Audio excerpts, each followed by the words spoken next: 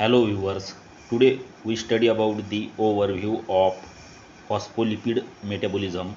Metabolism of phospholipid involve synthesis and breakdown through enzyme catalyzed processes. Synthesis involve assembling a glycerol backbone, fatty acid tails and a phosphate link head group like choline or ethanol amine via pathways that activate head groups or diacylglycerol.